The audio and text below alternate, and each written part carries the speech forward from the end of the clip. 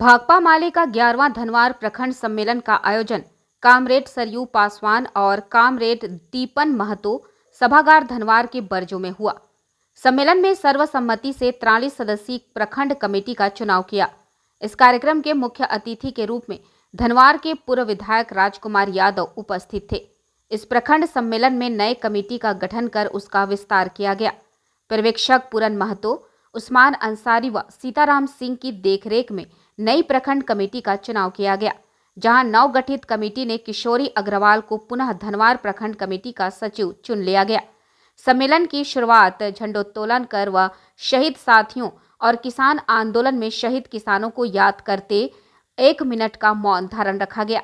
इस क्रम में मुख्य अतिथि के रूप में मौजूद धनवार के पूर्व विधायक राजकुमार यादव ने कार्यकर्ताओं को संबोधित करते हुए कहा कि संगठन विस्तार तथा मजबूती के लिए प्रखंड कमेटी की ओर से दिए गए सुझावों पर अमल करने की जरूरत है। उन्होंने गांव-गांव में ग्राम सभाएं कर पार्टी के जन संगठन की सदस्यता तेज करने की अपील की। कहा कि सशक्त संगठन खड़ा कर मोदी सरकार की गलत नीतियों के खिलाफ चरणबद्ध आंदोलन करने की अपील की। कहा कि देश की मौजूदा सरकार की कारपोरेट परस्त नीतियों से पूरे देश की जनता कराह रही है।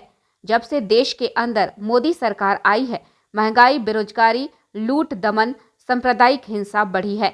आज लोकतंत्र तथा संविधान खतरे में है।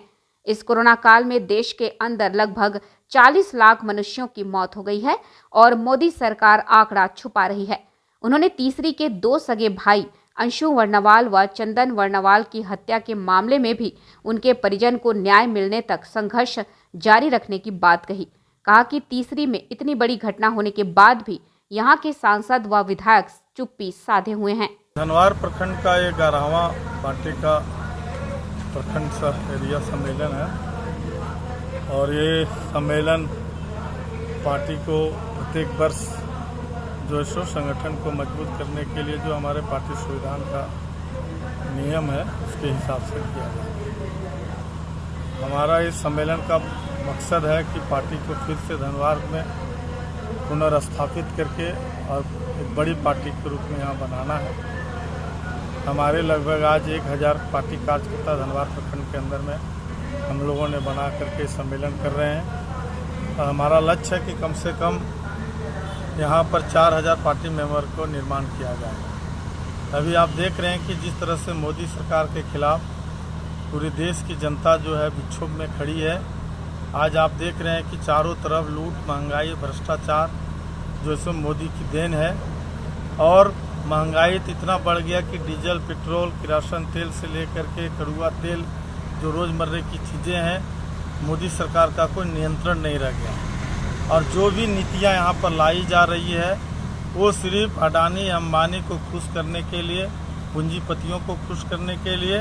इसलिए भारतीय जनता पार्टी की जो सरकार है वो झूठ बोल करके सत्ता में आई, चाहे वो काला धन वापस लाने का मामला हो, चाहे बेरोजगारों को 2 करोड़ लोगों को रोजगार देने का मामला हो। हर मुद्दे पर यह सरकार जो है सो विफल रही है और लगातार जन विरोधी नीतियों को इन्होंने बनाने का काम किया।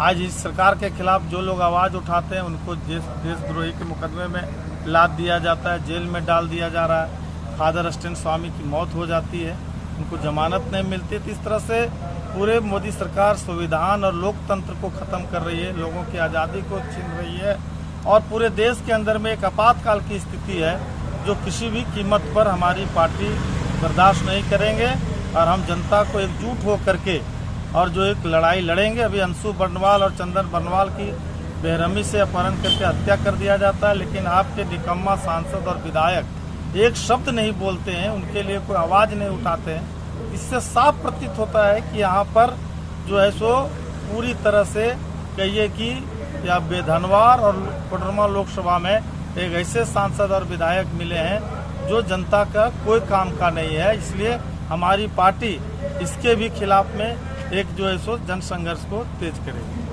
Bureau report, V Time News, Rajdhanwar.